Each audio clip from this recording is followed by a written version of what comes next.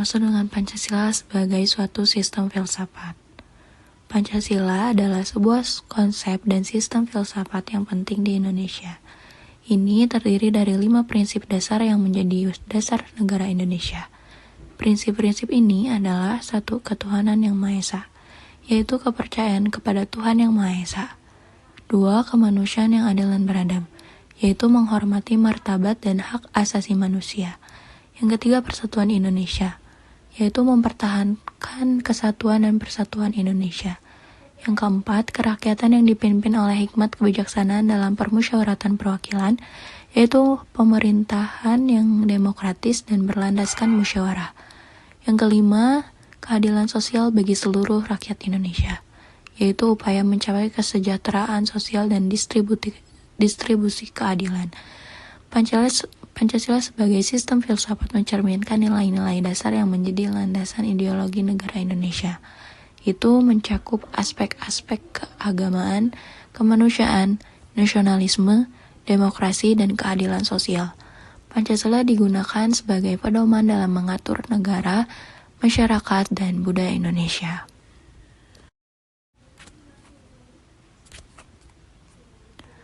Apa perlunya kita mengetahui Pancasila sebagai suatu sistem filsafat? Mengetahui Pancasila sebagai suatu sistem filsafat memiliki beberapa alasan penting. Di antaranya, 1. Sebagai identitas bangsa, Pancasila adalah ideologi dasar negara Indonesia.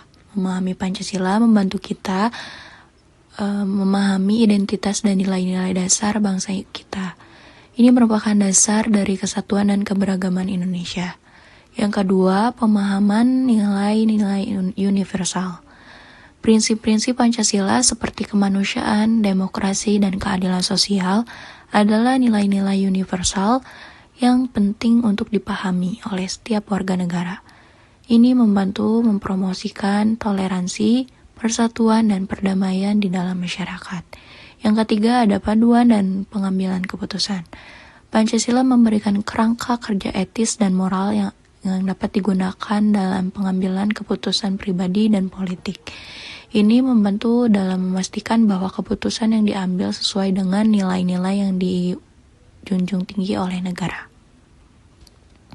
Yang keempat, ada sebagai membentuk pemimpin yang berkualitas. Memahami Pancasila adalah salah satu kualitas yang diharapkan dari para pemimpin.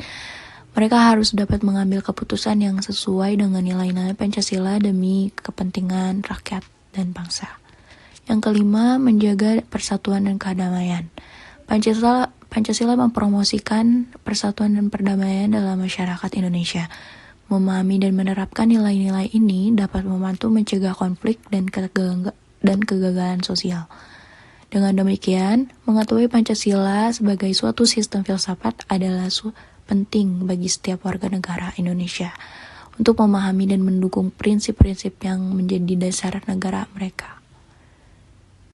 Selanjutnya, jelaskan sumber historis, sosiologis, dan politis Pancasila sebagai suatu sistem filsafat. Sumber historis, Pancasila memiliki akar historis dalam perjuangan kemerdekaan Indonesia dari penjajahan Belanda. Terbentuknya Pancasila sebagai dasar negara pada 1945 adalah hasil dari proses sejarah panjang perjuangan rakyat Indonesia untuk merdeka. Sumber sosiologis, sosio-kultural, Indonesia memberikan kontribusi besar terhadap nilai-nilai dalam Pancasila. Nilai-nilai seperti gotong royong, kekeluargaan, dan toleransi mencerminkan budaya sosial Indonesia yang beragam. Sumber politik, Pancasila juga memiliki dimensi politis yang kuat. Ini mencerminkan dalam sila-sila Pancasila yang mencerminkan prinsip-prinsip dasar negara yang menentukan struktur dan sistem pemerintahan Indonesia. Misalnya, sila ketuhanan yang Maha Esa menegaskan dasar negara yang beragama, sementara sila keadilan menekankan persamaan dalam pemerataan ekonomi dan sosial. Selanjutnya, jelaskan dinamika dan tantangan Pancasila sebagai suatu filsafat. 1. Dinamika. Di antaranya, perkembangan masyarakat. Pancasila harus mengikuti perkembangan masyarakat Indonesia yang dinamis. Nilai-nilai dalam Pancasila perlu diinterpretasikan dan diterapkan dengan mempertimbangkan perubahan sosial, budaya, dan ekonomi. Peran generasi muda. Generasi muda memiliki peran penting dalam meneruskan dan mengembangkan Pancasila. Mereka perlu memahami dan menerapkan nilai-nilai Pancasila dalam kehidupan sehari-hari serta berkontribusi dalam pembangunan bangsa. Isu multikulturalisme. Dalam masyarakat yang beragam seperti Indonesia, menjaga harmoni antar etnis, agama, dan budaya merupakan tantangan. Pancasila harus mampu mengatasi potensi konflik dan mempromosikan kerukunan. Selanjutnya, tantangan. Yang pertama, radikalisme agama dan ekstremisme. Radikalisme agama dan ekstremisme adalah tantangan utama yang dapat mengancam nilai-nilai Pancasila, terutama sila ketuhanan yang Maha Esa dan sila keadilan sosial. Mencegah radikalisme dan ekstremisme menjadi prioritas. Yang kedua, korupsi dan ketidakadilan. Tantangan ekonomi dan politik seperti korupsi dan ketidakadilan dapat mengikis sila keadilan sosial dan sila demokrasi. Membangun pemerintahan yang bersih dan adil penting untuk mengatasi ini. Ketiga, globalisasi. Globalisasi membawa perubahan dalam budaya, ekonomi, dan teknologi. Pancasila harus tetap relevan dalam konteks global sambil mempertahankan identitas Indonesia. Keempat, tantangan lingkungan. Pelestarian lingkungan hidup menjadi isu penting. Pancasila perlu memasukkan nilai-nilai keberlanjutan dan pelestarian alam untuk mengatasi tantangan lingkungan. Contoh konkret pengimplementasi. Implementasi Pancasila dapat ditemukan dalam berbagai aspek kehidupan di Indonesia. Seperti yang pertama, kebijakan pemerintah. Pemerintah Indonesia harus memastikan bahwa kebijakan-kebijakan mereka sesuai dengan prinsip-prinsip Pancasila. Misalnya, dalam menjaga keadilan sosial dan persatuan. Yang kedua, pendidikan. Pancasila diajarkan di sekolah-sekolah sebagai bagian dari pendidikan warga negara untuk menginternalisasi nilai-nilai ini pada generasi muda. Yang ketiga, pemberitaan dan media. Media diharapkan menjunjung tinggi nilai-nilai Pancasila dalam memberikan informasi yang berimbang dan mendukung persatuan dan keadilan. Contoh kasus implementasi Pancasila dapat termasuk yang pertama, pembangunan infrastruktur. Pemerintah memastikan bahwa proyek-proyek pembangunan infrastruktur memperhatikan keadilan sosial. Misalnya, dengan memberikan akses ke infrastruktur kepada masyarakat yang kurang mampu. Yang kedua, pemeliharaan keberagaman. Pancasila mendukung persatuan dalam keberagaman. Contoh implementasi adalah peringatan Hari Bhinneka Tunggal Ika untuk merayakan keberagaman budaya, agama, dan suku di Indonesia. Yang ketiga, pemilihan umum. Proses demokratisasi di Indonesia yang mengikuti prinsip kerakyatan dan permusyawaratan atau perwakilan adalah contoh implementasi Pancasila dalam sistem politik. Ini adalah beberapa contoh bagaimana Pancasila diimplementasikan dalam berbagai aspek kehidupan di Indonesia, menggambarkan bagaimana falsafah ini mempengaruhi kebijakan dan budaya negara tersebut.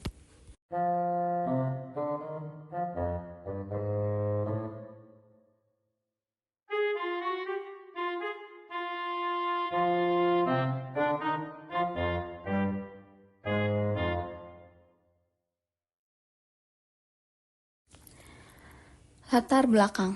Sistem merupakan suatu kepaduan dan aturan yang kompleks dan menyatu namun padu. Dalam hal jenis ini, Pancasila merupakan salah satu contoh daripada sistem yang berciri mengikat dan menyatukan beragam hal menjadi suatu bentuk yang padu. Pancasila memiliki dasar yang dapat ditilik pada mata kaca seorang filsuf, yang artinya Pancasila memiliki filosofis di dalamnya. Dapat dikatakan juga Pancasila memiliki sistem filosofisnya sendiri. Namun, dalam beberapa kasus dan studi serta aktualisasi terjadi, hal ini seringkali merupakan suatu aturan yang bertulis dan menjadi suatu simbol saja. Dalam hal gotong royong, contoh lainnya, perilaku ini merupakan suatu bentuk daripada aktualisasi yang bersifat universal. Karena dalam implementasinya dapat mencakup baik itu dari nilai ketuhanan hingga nilai keadilan. Untuk itu, pentingnya mengetahui filosofis yang terkandung agar mengetahui apa yang membuat beragam bentuk nilai ini dapat padu dengan gotong royong tersebut. Tujuan 1. Memahami apa itu sistem filsafat. 2. Memahami apa itu Pancasila sebagai filsafat dan sistem filsafat. 3. Memahami apa itu gotong royong. 4. Memahami nilai-nilai Pancasila sebagai sistem filsafat dalam gotong royong. 5. Memahami peran Pancasila sistem filsafat dalam kehidupan gotong royong. 6. Memahami permasalahan pada Pancasila sebagai sistem filsafat dan dalam kehidupan gotong royong. 7. Memahami solusi yang baik dan efektif untuk menghadapi tantangan Pancasila sebagai filsafat dan sistem filsafat pada gotong royong.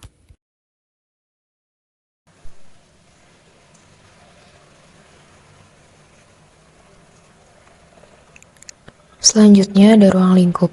Dalam hal ini akan mendalami lingkungan sekitar dari yang terkecil seperti faktor individu, kelompok, dan keseluruhan dalam beberapa kejadian yang ada.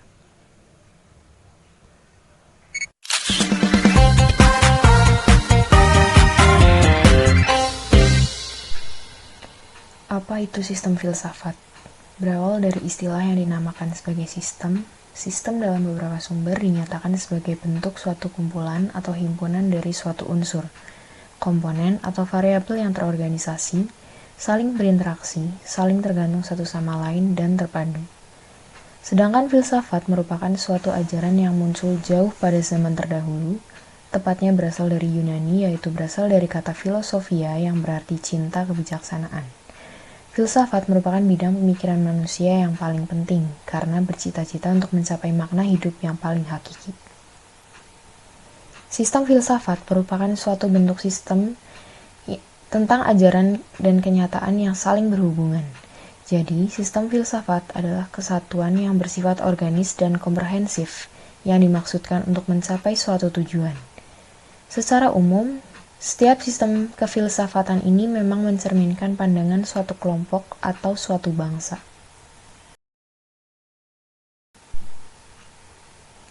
Pancasila sebagai sistem filsafat.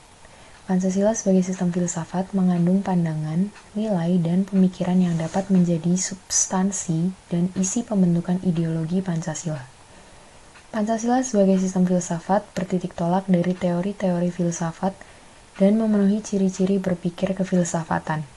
Sementara itu, Pancasila sebagai sistem filsafat juga memiliki fungsi dan peranan sebagai pedoman dan pegangan dalam sikap, tingkah laku, dan perbuatan.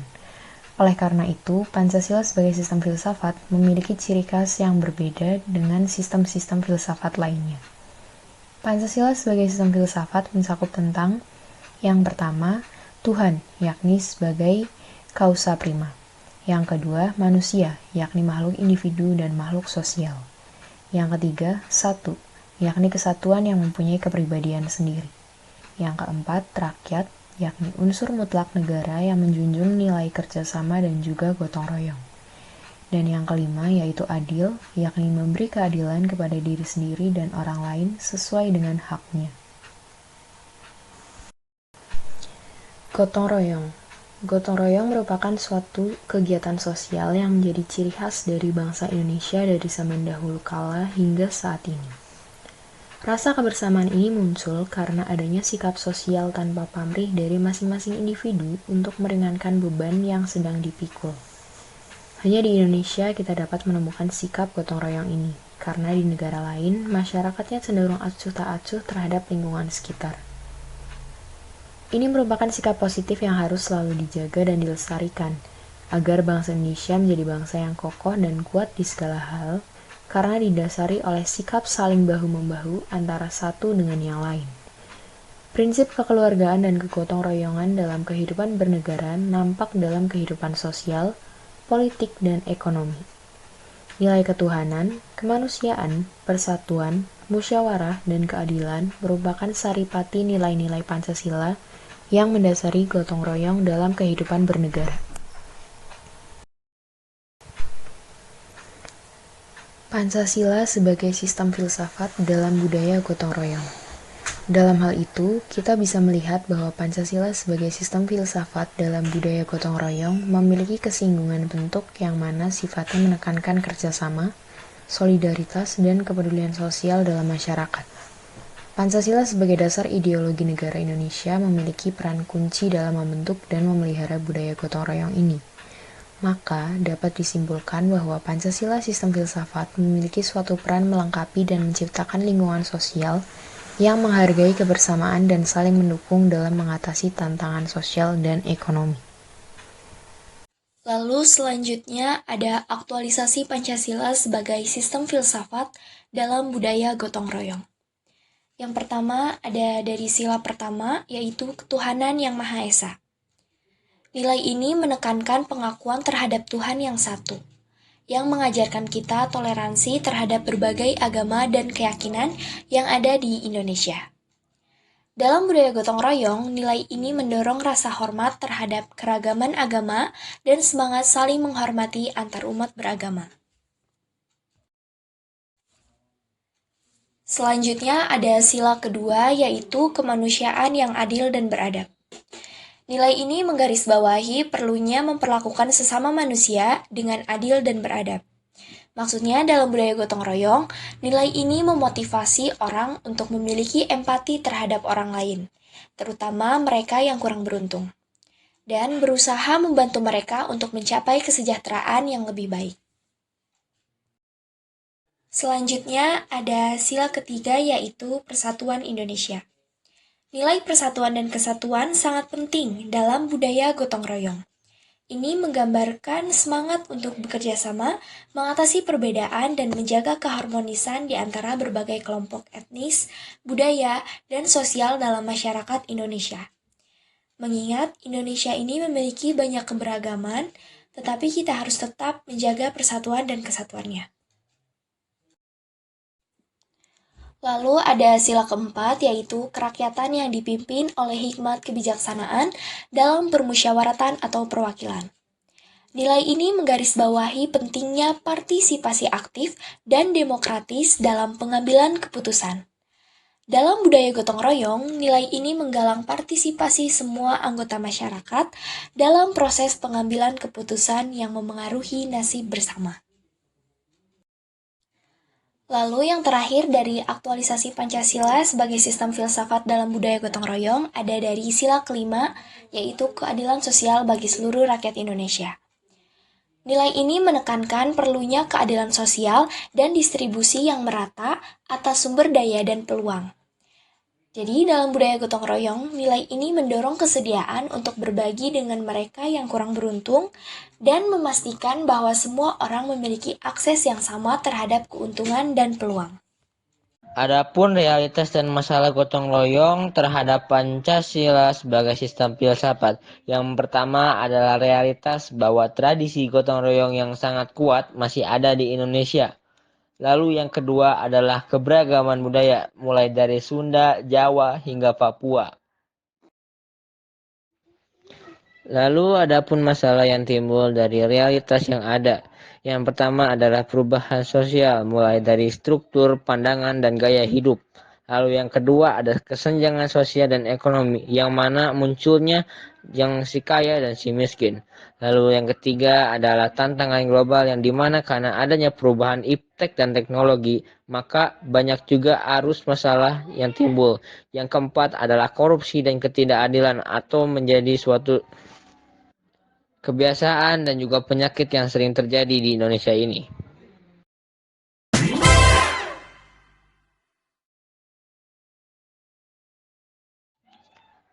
Maka dari itu, ada saran dan upaya yang dapat mengatasi masalah tersebut. Yang pertama adalah pendidikan nilai-nilai Pancasila yang ada di sekolahan perlu ditingkatkan. Dan yang kedua adalah pengembangan keterampilan sosial atau soft skill yang mana cakupannya itu adalah rakyat Indonesia sendiri. Dan yang ketiga adalah perbaikan kesejahteraan sosial daripada perubahan sosial yang tidak adanya kesetaraan.